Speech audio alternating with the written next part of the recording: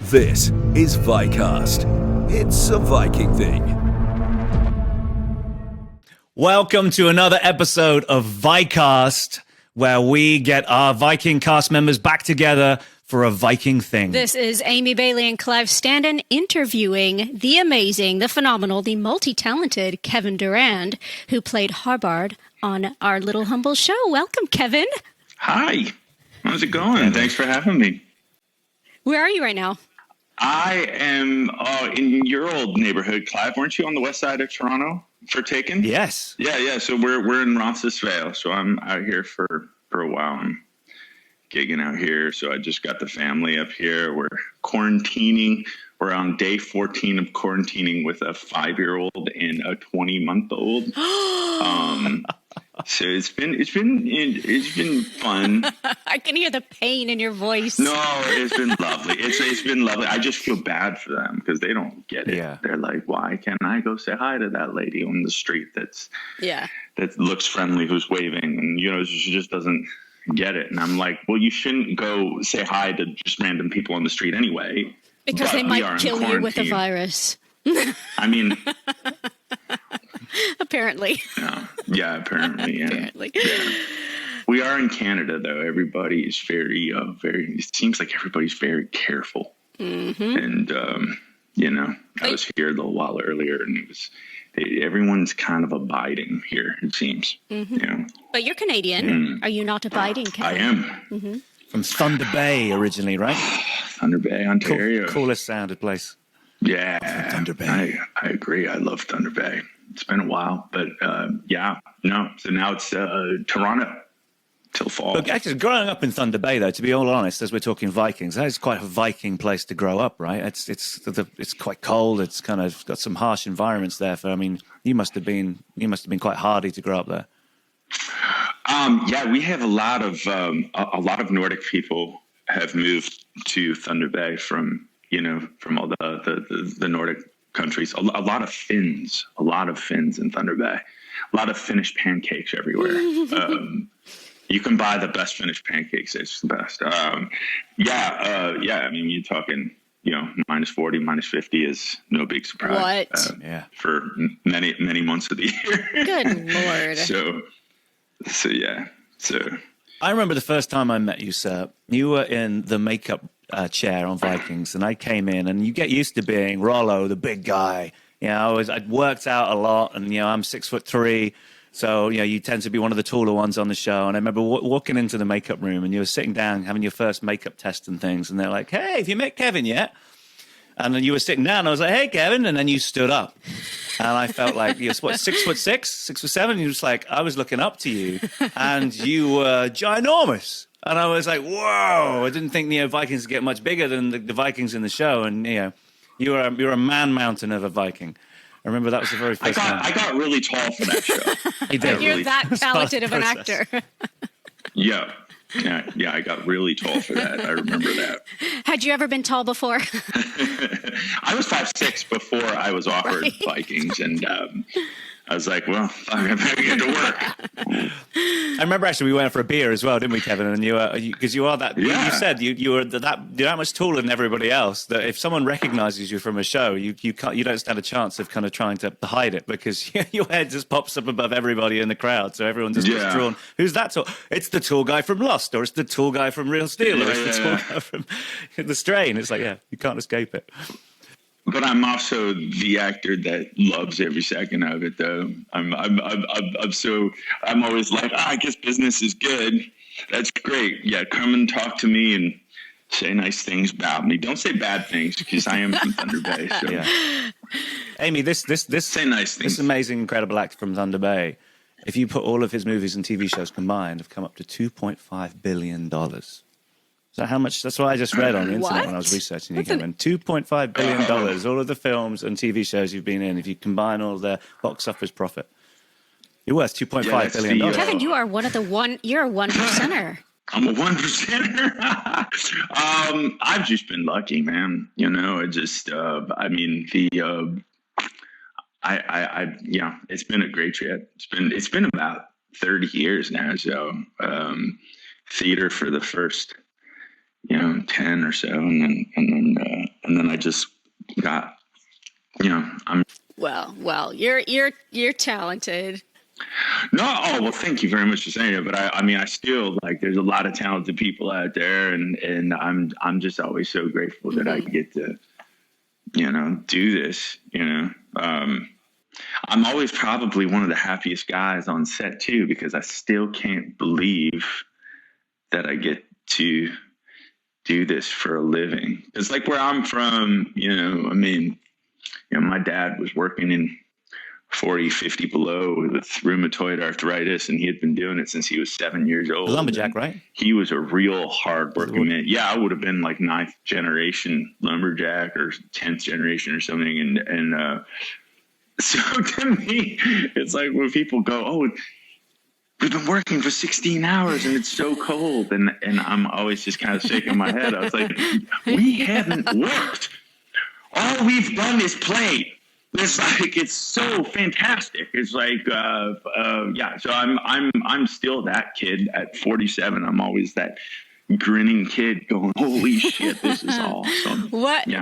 What was your audition process like for Vikings? Did you audition for the character? Did it come to you? How'd you find out? Michael had they had reached out to me. With a couple of things before that, things didn't work out. And then when they came to me with Harbard, I was just like, when I read the words, I was just like, this is like the greatest gift. Because I mean, just like Clive was just saying, because I'm a big guy, I often get cast or I used to get cast as characters that were, sometimes monosyllabic and not really carrying a whole lot of weight within the narratives that I was working in. I mean, that was like the beginning for me, and then over the years, it was opposite to how it was in theater. And then when I read Harbard, I think those were the best words that I had a chance to read, to act, and since my days on the stage, probably, I just thought it was so fantastic, and I just saw the potential for all of the layers, every sentence just like kind of rocked my world. I was like really excited. So I became mad obsessed, and I never left my hotel room. I never got to see Dublin. I was constantly in my room, driving myself insane, finding them. And then I finally found them. And yeah, it was terrific, man. I loved every second of it. Yeah. And holy cow, you guys are so awesome. All of you. Like, I watched the show and I was just such a huge fan of it. I mean, just from like from the credits, it was just so goddamn epic. And I was just like, wow, it's so cool to get to be a part of your family for a while. How much did you know about Vikings before then? I mean, other than the show? I wasn't like well read in regards to the specifics of places that they had conquered and whatnot. I was aware of when they conquered France, when you conquered France, Rolo, because my great grandmother was a 6'3" French lady. And I saw pictures of her, and she has my face. It's really weird. I have her face. It's really weird. And she was from that area, and I had looked into it, and I was like, because she married this tiny little Frenchman who's 5'6", and yeah, and then in the genealogy, in the genetic, the genetics, in my family, there are like some extremely tall people, and there's some, not so tall people. So it's kind of interesting to see who comes from her. My great-grandfather was a German cattle rancher who moved down to Mexico, and he married my great-grandmother, who was about the size of my pinky finger, little Mexican lady. And so our family's really mixed like that, the German and the Mexican. Some giant, some tiny, yeah. I did the 23andMe. I was so many fans has asked me if I've done 23andMe, if I got Viking blood and all this kind of stuff. I was so excited. I've got to, wouldn't it be great if I play a Viking? And I did the 23andMe and it came back. And I was like 75% Irish, 15% French. I got a bit of French in me, so there was hardly any Scandinavian at all. I was 98% Neanderthal though, which apparently was in the very rare. I've been reading about that. So do you know? There's a really interesting study going around right now. I've been reading a lot of fun, nerdy stuff, and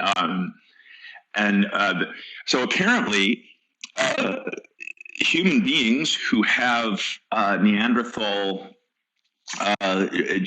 genes, even down to 3%, are up to, I think it's 40 to, please don't take this verbatim, please, anyone listening, but I think it was like 40 to 50% more resistant to COVID, like any of the, the COVID, the SARS, any of the viruses that live in that family. They're going to come back. So the Neanderthals have this. So, well, the people who are from the areas where the Neanderthals lived seem to be, I don't know if this is true, but apparently we're more resistant to, I've got something with you, pal. They're going to be surprise. Surprise. Okay.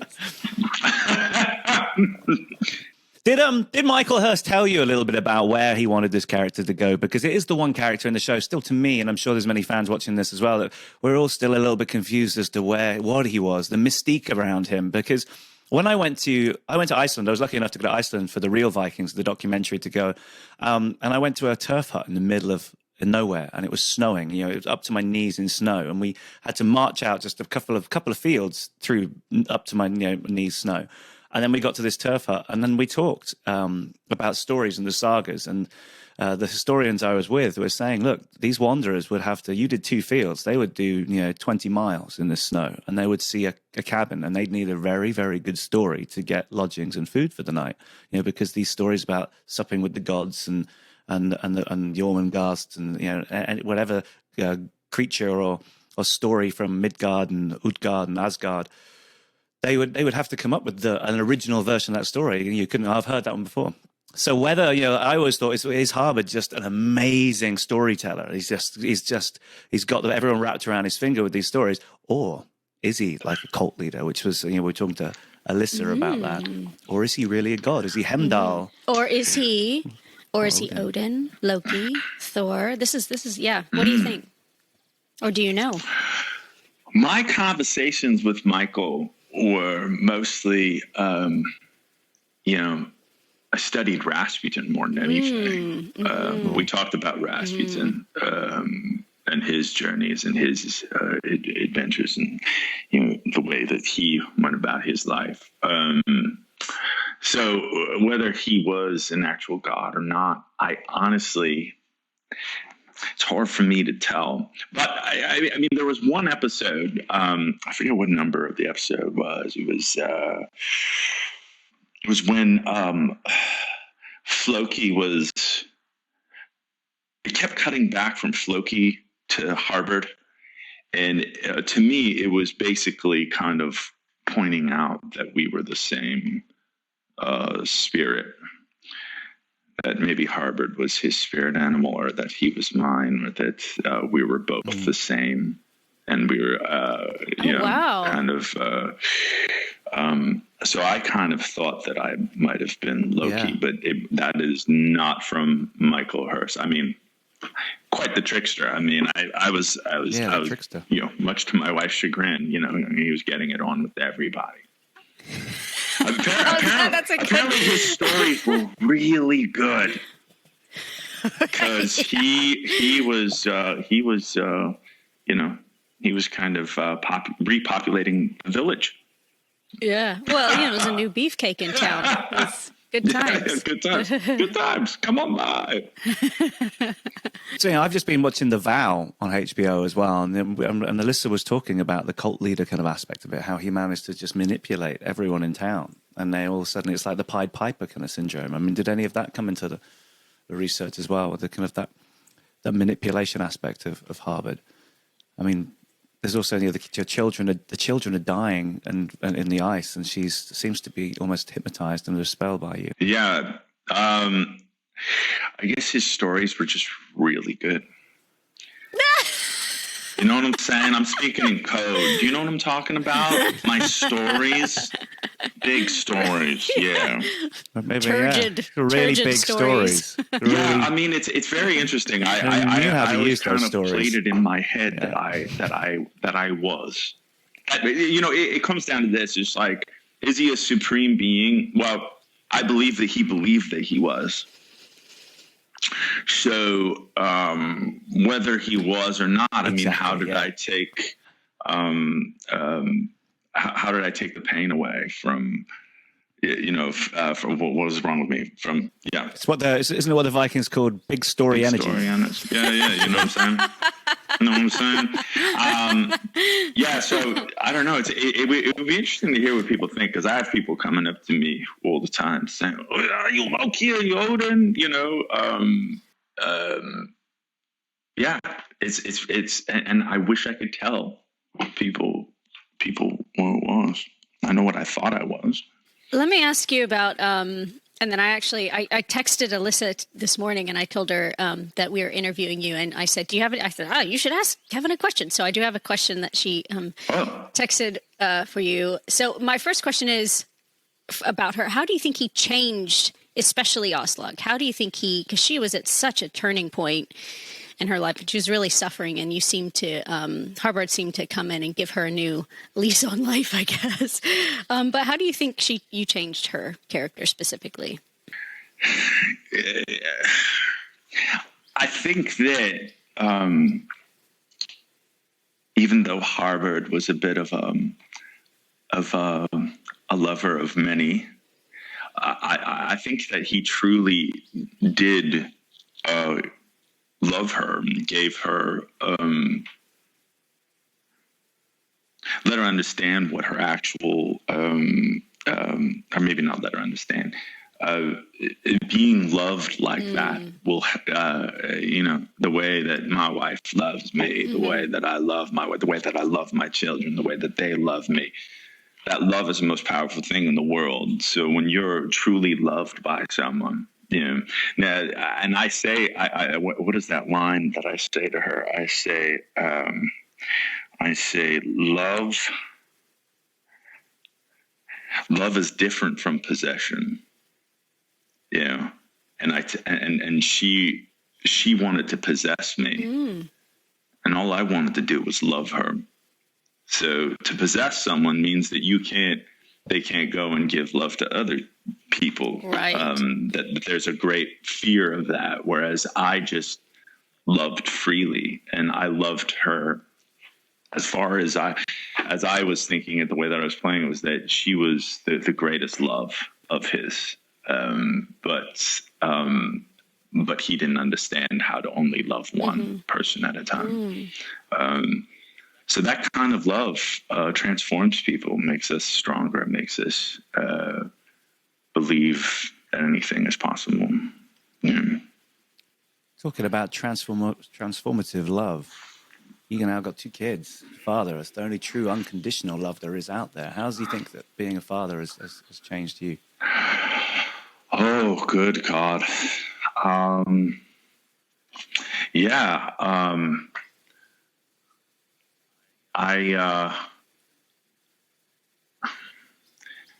I completely changed in ways that I didn't expect. I'd always been a very, I think, loving and I think a kind person. When my children came into the world, first of all, there's this immeasurable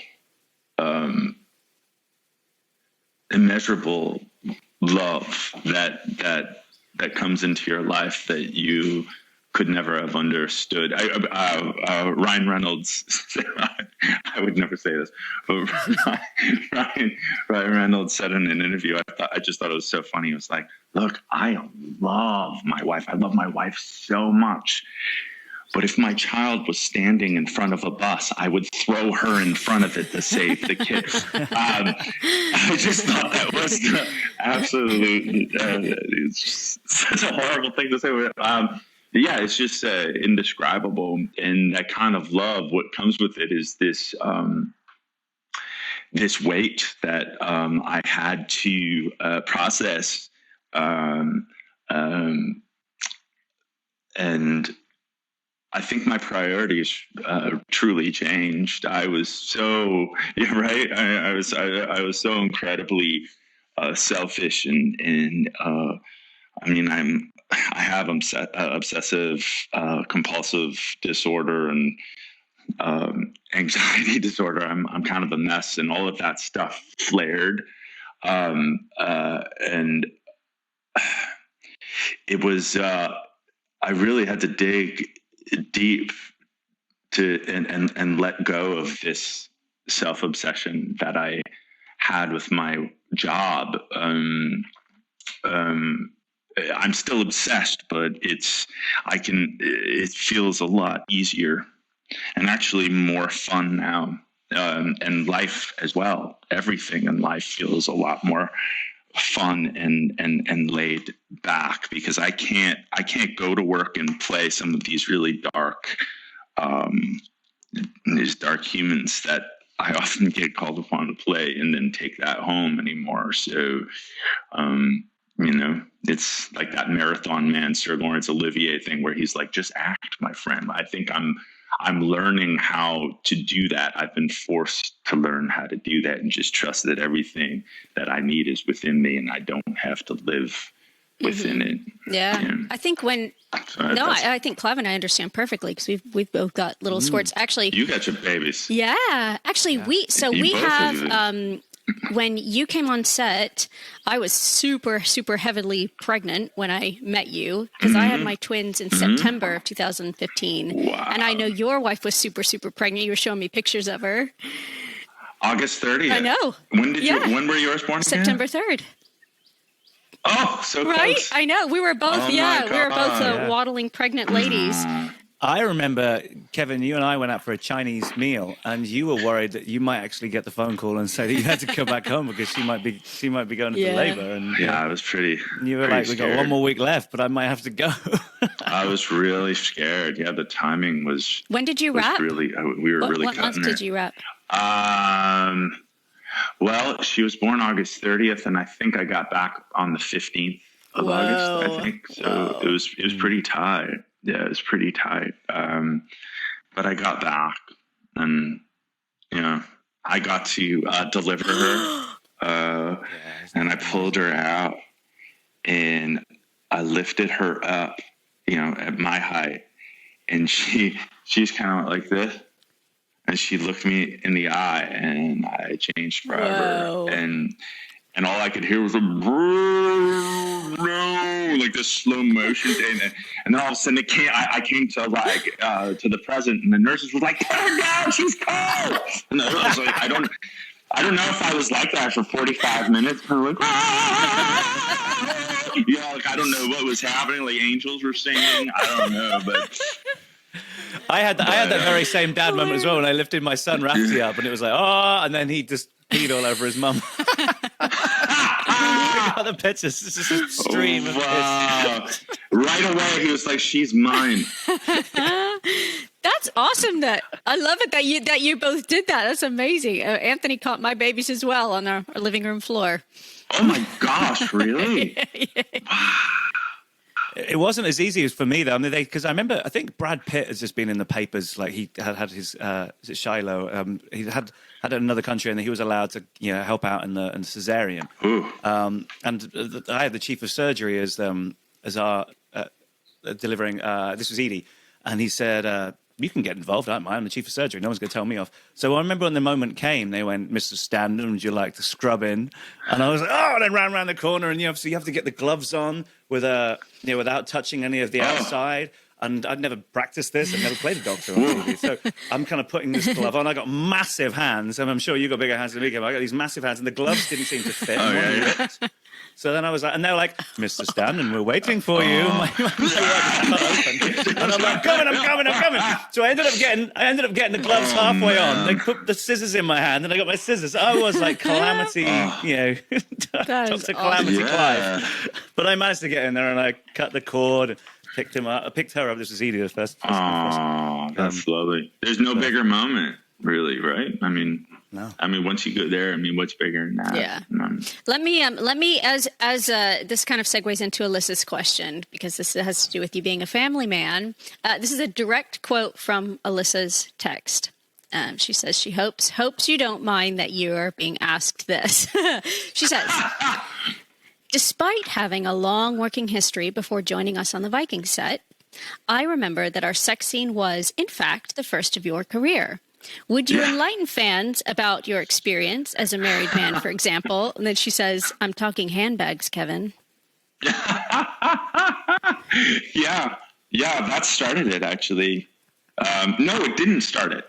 No, it didn't start it. But, okay, sorry, you don't even know what I'm talking about. Nope. First off, I'm driving in the car with my wife next to me, and I have never really made out with girls on the screen. It's like I got to 40 and people started to go, oh, maybe he'd like to take his clothes off, which is really weird because I spent the first 20 years, killing girls in movies and TVs and kidnapping them and eating their children. And then all of a sudden they're like, oh, maybe he should now be a part of the propagation and multiplication. So we're in the car and my lawyer goes, so Kevin, I needed to discuss, it says here in the contract, something about you showing your gluteal crease. Are you okay with that? And that was my gluteal. That's my ass crack. And my wife's like, I was like, okay.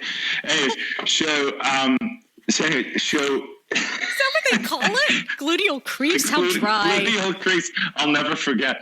I'll have to show his gluteal crease.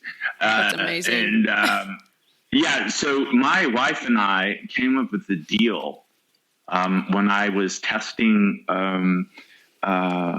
characters, when I was testing Nora's, the character of Nora in The Strain. They wanted to do chemistry reads with me and Corey Stoll with these girls. And I told Guillermo this deal that I had with my wife. I said, look, because I felt so bad and so uncomfortable with the idea of making out with girls on film. When I finally found my soulmate, I was not cool. I was really nervous about it. And so I told Guillermo del Toro this deal where, like, whenever I kiss a girl or make out with a girl, I have to buy my wife a handbag because my wife loves handbags. And so during the tests, anyways, at the end of the scene, we're about to kiss these girls, and then Guillermo will go, stop! Save you another handbag. It's just like, got you owe me, man. And it was just really funny. So then, with Alyssa, she, because of her, I've had to get a lot of handbags for my wife. I think, Clive, I'm sure you get it too. People, like, so many fans ask us about how sexy it is to do sex scenes, and hands down, I'm like, no, it ain't sexy. It's awkward. It's weird. It's your friend. God. It's just like, no, it's not. It's not. And there's like 10 to 12 other people in the room who really don't want to be there and look at your junk or anything like that. Yeah. And on Vikings, did you get that triangle thing with the string? I did, and I had my own. I had never seen that before. I remember in the middle of doing a scene with Jessalyn, it kind of came hangling down. It kind of like the sweat between my gluteal crease, and made it come down. And I remember Ian, who was camera A, he was like So we got to stop. And I'm like, what? I don't want to have to do it again. I done it once, like one and done. And he's like, well, it looks like you've got a tampon hanging out of your ass. I don't know. It's on every camera. If you're happy with that, if you want Rollo to look like he has a tampon hanging out of his ass. So I'm there trying to stick it back in. Really, I've got no grace at all. I'm trying like, I can reattach it. Don't worry. But who came up with that? Because that's very unnatural. I mean, we did our rehearsal on this table full of dead fish. There's me and Alyssa, right? And we're like, okay. And Alyssa and I are just laughing through the whole thing. I mean, we just thought this was the craziest. It was just, we're on a table with dead fish, and it's just crazy. Fish guts all over the place. And we come back in to shoot it, and I have that triangle thing with the string, and, you know, I had to have someone explain it to me. Is this dental floss? I don't know what I'm supposed to do with this. And so they glue it on, and then I put it in, and then I clench, and then I get to set, and they had raised the table by about 2 goddamn feet, right? So I'm coming up to this table. How the hell do you clench while trying to get up on the table? So a couple of really bad failures, bad attempts. I finally just said, everybody, these are my boys. This is the film crew in Ireland. And let's just laugh about it, man. Just laugh about it. It's like zero to 100 intimacy in, you know. Oh God, Alyssa was just awesome. She was just so funny. We just laughed all the time, and I thought she did such a wonderful job. She was a real treat to work with. And, she just brought out so many layers in that character of hers, and had so much for me to play against. I was so grateful. Mm-hmm. It was great. Mm-hmm. It was good times. Hey, listen, Kevin. If you were at the gates of Valhalla, and Odin, whether Harbard was Odin or not, maybe Harbard standing back at you going, Valhalla's pretty full, man. You can only come in if you tell me a really awesome Viking story. What's the most Viking thing you have ever done in your life? How would you answer, Odin? Oh my God, dude. Come on, Thunder Bay. What's the most Viking thing you've ever done in your life? Well, a couple things I can't talk about because I don't. That's between you and Odin. Yeah, but on a podcast with a lot of people listening, I can't say them publicly. Some of the things that I've had to do. Oh yeah, is it time? 15 people. In 15 people, I have to do the nostril thing. So it's all online. Sorry about that. I'm in quarantine. People are listening. We're watching in Canada to shoot this next project, and they have decided right now, after, out of my 15 days of quarantine, that right now is the moment to get into my nostrils. It's live, people. It's Hollywood. Anyway, this is how it is. It's live. So I guess she'll come and tell me. In my neighborhood growing up, it was. I didn't realize how Viking we actually were. I mean, most Vikings, if they were living in civilization today, would probably be in prison for life, I'm assuming. And so were most of my friends. What would I do that was Viking? I've done some horrible. It started right from the start. I was 3 years old, and my dad had bought me this amazing banana seat bike, and I loved this bike, and I really took to it. I was riding it around the neighborhood, and then this 8-year-old kid up the street, Gaetan Levike, maybe. He decided, he took it from me. He just took it. He took it to his house. And so my mom called my dad and said, when you come back home, he was driving a truck then. when you come back home, you have to go talk to the Levites and tell them that Gaetan stole Kevin's bike. So Dad came home and he was like, okay, where's Kevin? I'm going to go over to the Levites. I'm not there. They can't find me anywhere. So my dad walks down the street and he hears this yelling, screaming. And lo and behold, there's this giant 3-year-old on top of Gaetan Levite, who was 5 years older, and I'm just smashing his face. So it started, the Viking thing started pretty young. Yeah, so I don't know if that's Viking, but I feel it's kind of Viking. It's the first 3-year-old story we've heard, isn't it, Clive? It is. Don't take my shit, man. Awesome. Hi there, this is Kevin Durand. This is Harbard the Wanderer. You're listening to Vikcast. This is a Viking thing. Go on. Ready? Yes. Yeah. Okay. That's what you need to get all the Saxons all screaming. Oh, that's awesome.